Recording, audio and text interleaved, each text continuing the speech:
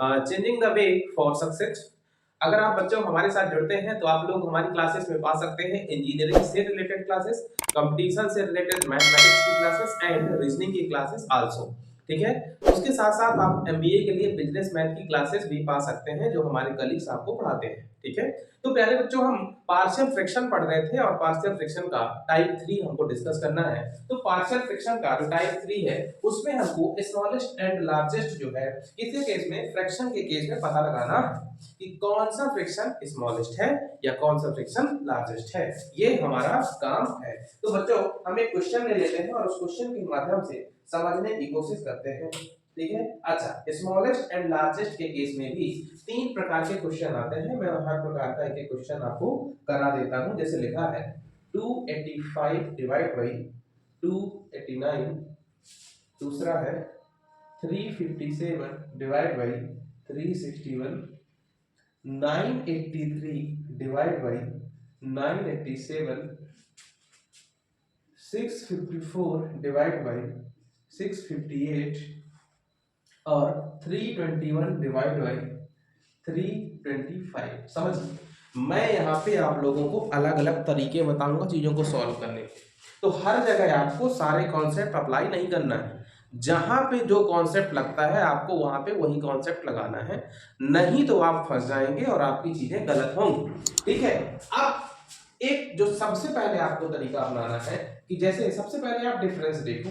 ठीक है, डिफरेंस देखो तो अगर आप ऊपर वाले और नीचे वाले का नंबर का अंतर देखोगे तो इसके केस में 4 है, इसके केस में भी 4 है, इसके केस में भी 4 है, इसके केस में भी 4 है और इसके केस में भी 4 है। अगर बच्चों डिफरेंस सेम है, डिफरेंस सेम है तो उस केस में जिस संख्या का, जैसे समझो 1 2 3 4 और 5, ठीक है 5 यहाँ पे फ्रैक्शन है, डिफरेंस यदि सेम हो तो उस केस में लार्जेस्ट जो कि ऊपर होगी वही लार्जेस्ट होगी। तो देखो अगर हम सारे देखें तो सबसे बड़ा संख्या कौन सा है, ये तो यही यही लार्जेस्ट फ्रैक्शन है, और जो सबसे छोटी संख्या होगी वही कौन सी होगी, स्मॉलेस्ट फ्रैक्शन होगी। समझो, यदि हमको 4 से 5 पार्शियल फ्रैक्शन दिए हुए हैं और उन पार्शियल फ्रैक्शन में हम देखते हैं कि ऊपर और नीचे वाली संख्या का डिफरेंस बराबर है, और अगर डिफरेंस बराबर है तो प्यारे बच्चों जो संख्या सबसे बड़ी होगी ऊपर वही लार्जेस्ट और जो संख्या सबसे छोटी होगी वही स्मॉलेस्ट आ जाएगी। आपसे लार्जेस्ट एंड स्मॉलेस्ट ही पूछा जाता है, आज तक सेकंड लार्जेस्ट या सेकंड स्मॉलेस्ट नहीं पूछा गया है। ठीक है प्यारे बच्चों, अब एक और क्वेश्चन लेते हैं और हम चीजों को उस लेवल पे पहुंचाने की कोशिश करते हैं कि जिस लेवल के क्वेश्चन आपको दिक्कत करते हैं।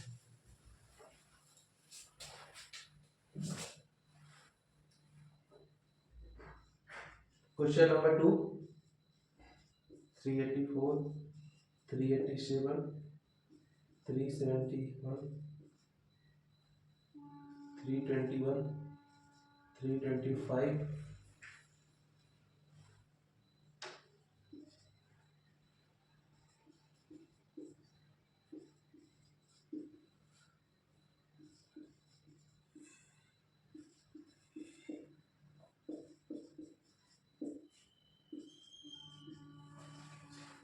अब ये क्वेश्चन है, हमारा काम क्या है, डिफरेंस चेक करना। तो बस जब हमारा काम डिफरेंस चेक करना है तो हम डिफरेंस चेक कर लेंगे कि भाई इसके बीच का अंतर कितना है, 78 81 81, 3 का अंतर है, यहाँ पे 3, अगेन 3 3 एंड 3, डिफरेंस क्या है यहाँ पे सेम है। तो फिर जब डिफरेंस सेम हो तो लार्जेस्ट देख लो, लार्जेस्ट कहाँ पे है, सबसे लार्जेस्ट ये है, तो यही क्या हो जाएगी लार्जेस्ट, और सबसे छोटी कौन सी है ये, तो ये क्या हो जाएगी स्मॉलेस्ट, यही क्या हो जाएगी स्मॉलेस्ट हो जाएगी। आई होप इसमें आपको कोई भी प्रॉब्लम नहीं होना चाहिए। ठीक है प्यारे बच्चों, अब ये तो बात वो हो गई जो आपको लगभग सभी टीचर बताते हैं, लेकिन अब हम वो बात करेंगे जो आपको बाकी के टीचर नहीं बताते हैं। कौन सी बात है जो नहीं बताते हैं बच्चों, समझो बात को। ये स्मॉलेस्ट वाले के इसके हम 2 केस बनाते हैं, केस फर्स्ट और केस सेकंड। केस फर्स्ट क्या है आप समझिएगा, यदि अच्छा डिफरेंस सेम हो, ठीक है, डिफरेंस सेम हो और इसमें भी डिफरेंस सेम हो, तो दो तरीके की सिचुएशन हो सकती है। जैसे समझो बात को, लिखा है 3/5 या फिर 5/3, भाई डिफरेंस इसका भी 2 है और डिफरेंस इसका भी 2 है, लेकिन जब आप इसको सॉल्व करते हो तो 0.6 आता है, लेकिन और जब आप इसको सॉल्व करते हो तो 1.66 आता है। समझो बात को, ठीक है। तो सोचो डिफरेंस सेम होने के बाद भी अगर चीजें अलग है तो आंसर अलग अलग आ जाएगा, ठीक है, आंसर अलग अलग आ जाएगा। अब जैसे क्वेश्चन ऐसा हो कि स्मॉल अपॉन लार्ज लिखा हो और लार्ज अपॉन स्मॉल लिखा हो, ठीक है, अपॉन स्मॉल लिखा हो, तो भैया ऐसा है कि जब भी सिचुएशन आ जाएगी कि ऊपर स्मॉल हो और नीचे लार्ज हो, तो शॉर्ट वाला शॉर्ट रहेगा और लार्ज वाला लार्ज रहेगा। लेकिन यदि ऊपर लार्ज है, यदि ऊपर लार्ज है, तो जो शॉर्ट वाला नंबर है वो लार्ज हो जाएगा और जो लार्ज वाला नंबर है वो शॉर्ट हो जाएगा। सर आपने लिख तो दिया लेकिन बात हमको समझ में आई नहीं। अब हम एक एग्जांपल लेते हैं जो कि अभी हमने लिया था। जैसे ऊपर लिखा है स्मॉल, तो हमने इसके लिए एग्जांपल लिया कि 3/5, ठीक है, और इसके लिए भी एक हम एग्जांपल लेते हैं, एग्जांपल इसके लेते हैं 5/3, ठीक है, 3/5 और 5/3। अच्छा एक में काम बनेगा नहीं, तो मैं यहाँ पे आपका एक एग्जांपल कंडक्ट करा देता हूँ इसके लिए, ठीक है। जैसे लिखा है 1/2, 2/3, 3/4, 4/5 और, ठीक है, सफिशिएंट है। यहाँ पे लिखा है 2/1, 3/2, 4/3 और 5/4। अब आप देखोगे तो हर जगह अंतर तो एक ही है। डिफरेंस क्या है प्यारे बच्चों, डिफरेंस यहाँ भी 1 है, डिफरेंस यहाँ भी 1 है, लेकिन अगर हम उनको सॉल्व करें तो देखो इसका सॉल्व आएगा 0.5, इसका सॉल्व आएगा 0.66, इसके केस में आएगा 0.75 और इसके केस में आएगा 0.8। लेकिन यदि हम इसको सॉल्व करें तो यहाँ पे आएगा 2, इसके केस में आ जाएगा 1.5, इसके केस में आएगा 1.33 और इसके केस में आ जाएगा प्यारे बच्चों 1.25। अब मेरी बात आप लोगों को समझ में आ रही होगी कि यदि सिचुएशन डिफरेंस सेम हो तो उससे पूरी चीजों का निष्कर्ष नहीं निकल पाता है, ठीक है। यदि डिफरेंस सेम भी है तो उससे पूरा निष्कर्ष निकलता नहीं है बच्चों, उससे कभी भी पूरा निष्कर्ष नहीं निकल पाता। और जब पूरा निष्कर्ष नहीं निकल पाता है तो पूरा निष्कर्ष निकालने के लिए आपको ये दो केसेस जो हैं दिमाग में लेकर चलने पड़ेंगे।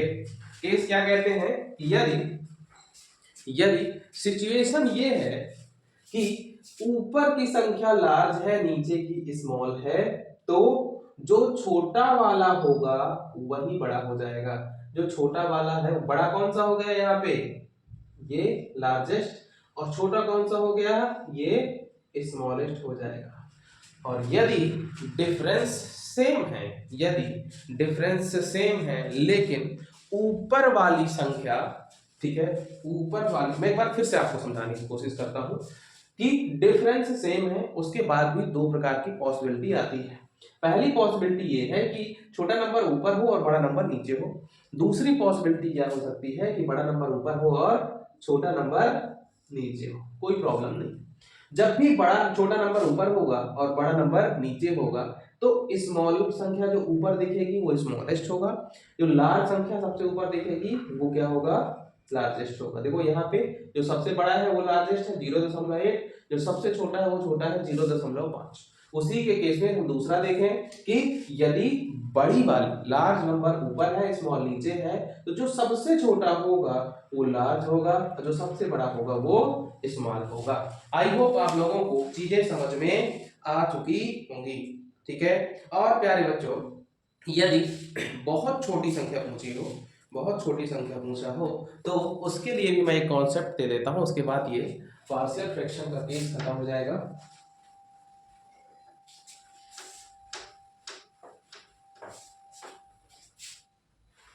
जैसे लिखा है 5/7, 8/11, 9/13, 7/9 और 6/7। ठीक है, इस तरीके का है। तो जब भी आप प्रश्न करेंगे ये वाला, तो इसको सीधे आप परसेंटेज से उड़ा दो, क्योंकि देखो यार हमको पता है कि हमको जो है इस तरीके से वैल्यू याद करनी ही पड़ती है। 1/2 50%, 1/3 33.33%, 1/4 25%, ठीक है, या फिर 0.5 0.33 0.25, इस तरीके से बहुत सारी वैल्यू रहती हैं। तो उसी तरीके से 1/7 की वैल्यू, 1/11 की वैल्यू, 1/13 की वैल्यू, 1/9 की वैल्यू और 1/7 की वैल्यू जो भी हो उसमें इनका गुणा कर दो, जैसे हम करने की कोशिश करते हैं। ठीक है, या फिर परसेंट निकाल दो। 5/7 गुणे 100, 8/11 गुणे 100, 9/13 गुणे 100, 7/9 गुणे 100 और 6/7 गुणे 100। तो आप चाहो तो इनका परसेंट निकालोगे तो इसका परसेंट आएगा 71%, इसका आएगा 72%, इसका आएगा 69%, इसका आएगा 77% और लास्ट 85%। और जब हम इसके हिसाब से सॉल्व कर देंगे तो क्या आ जाएगा ये,